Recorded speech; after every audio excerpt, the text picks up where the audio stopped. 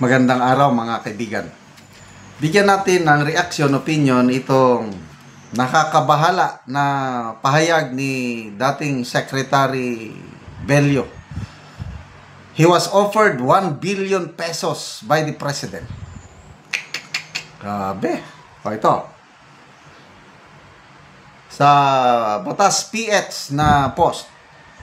PBBM offers 1 billion for Bello, Secretary Silvestre Bello. Former Department of Labor and Employment Secretary Silvestre Bello III has claimed that President Ferdinand Bongbong Marcos Jr. offered him 1 billion pesos to run against Davao City Representative Isidro Ungab, an ally of former President Rodrigo Duterte in the 2025 congressional race.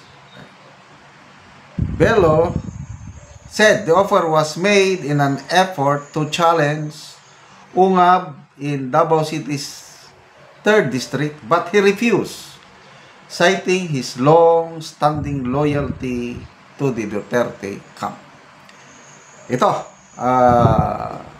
ang exact response ni Attorney or Secretary Bello sa Presidente. Sabi ko, pasensya na po. Unang-una, kung tatanggapin ko po ang 1 billion, saan ko ilalagay? Wala naman akong maraming maleta. Okay, so himay-himayin natin. I'm sure the President, Auntie Claire, Palacio, sabihin, di totoo yan. Todo deny na naman sila. So, lahat ng akusasyon sa kanila, starting kay Saldico, kay Senator Amy, ito, to me, isang matinding pasabog na naman ito. 1 billion. I-deny nila. So, battle of public opinion. Bahala na po ang taong bayan kung alin ang paniniwalaan o sino ang paniniwalaan. Okay, himay-himayin natin bago tayo mag-comment kung naniniwala ba o hindi. Si dating Secretary Bello na nagtrabaho siya under ng PBBM admin. MECO. Administrator bang tawag doon? Yung Manila Economic Cooperating Office, something like that. Yung parang embassy natin sa Taiwan. Kaya lang, hindi tayo mag-establish ng embassy because of one China policy. So, sa Beijing lang o China lang may embassy. So, sa Taiwan, meron tayong opisina para tignan ang kalagayan ng ating OFWs doon dahil marami doon para makipag-coordinate sa gobyerno ng Taiwan. Kailangan hindi tawag na embassy or consul, wala. MECO ang tawag niyan. Correct me if I'm wrong. Manila Economic Cooperation Office, something like that. So, ano siya?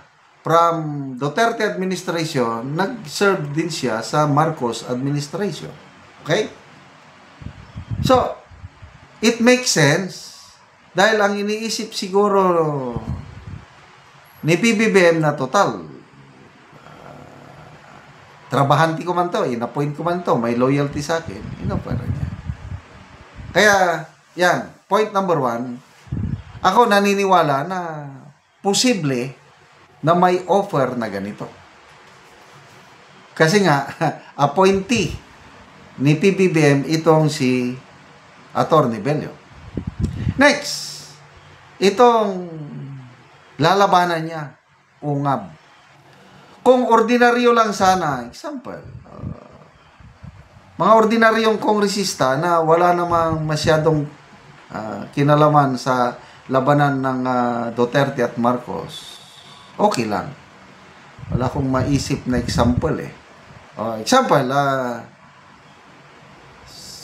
wala, 3 districts lang kasi sa ano eh.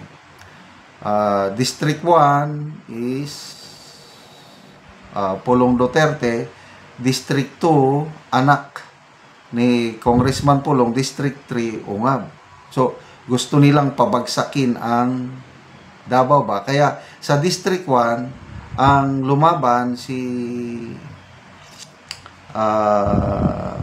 Margarita, nakalimut ko na yung apelyido. Yung lumaban, yung babae. So kung inofferan ng malaki itong si Sec Bello, edi sigurado malaking pera ding inoffer dito kay Nograles. Ayan. Nograles, yung PBA party list. So sa distrito, nakalimutan ko yung pambato ng Marcos admin, talo rin. So, ungab, gusto nilang nakita ko, gusto nilang totally i-wipe out ang political foothold ng mga Duterte sa Davao. Yan ang nakikita ko. Opinion ko lang ito. Kaya, to me, naniniwala ako na may ganitong offer. Lalo na, malaking tinik sa lalamunan itong si Ungab sa Marcos administration. Bakit? Siya po ang whistleblower sa blank spaces, blank items sa BICAM. Nalaman natin dahil na-discover ni Congressman Ungab, and then nakipag-tie up siya kay Tatay Digong noon, then Attorney Rodriguez, press con, and then nagsampa ng kaso.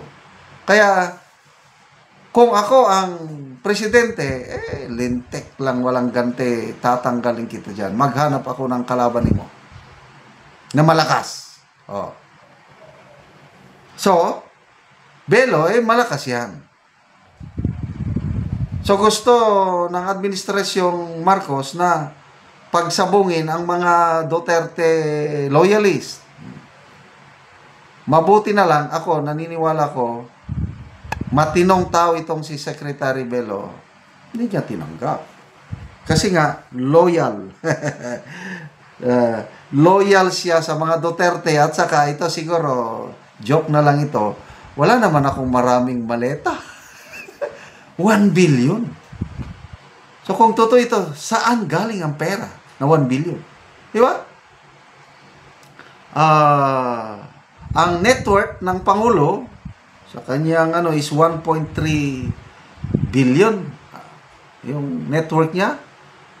Kung sarili niyang pera ito, edi maubos yung niya. So, saan galing ang 1 billion? Granting na totoo. So, dito na makikita, grabe talaga.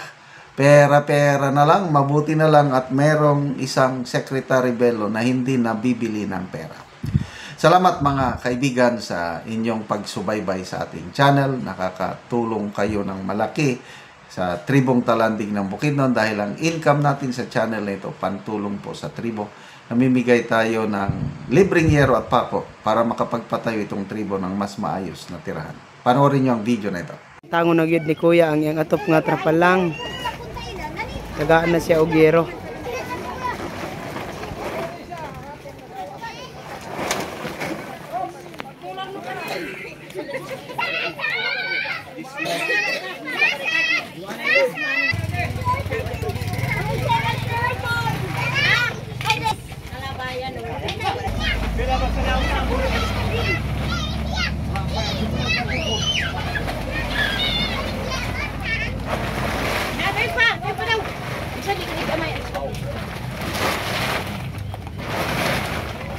Kaya pa ako siya sa ito. Teka guys.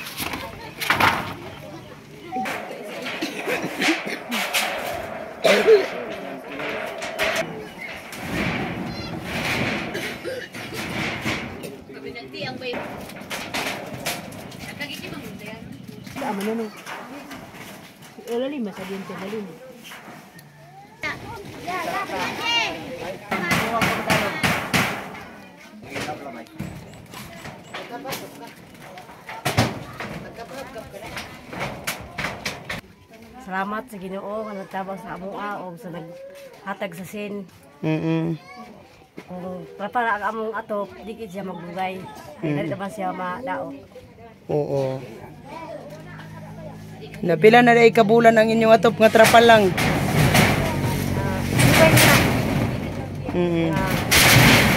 Bulan.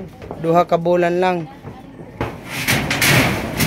So karon nakaatop na mog bag-o. Oh, kundi kayo mong pasalamat nga nakatop namin yung kuan sin.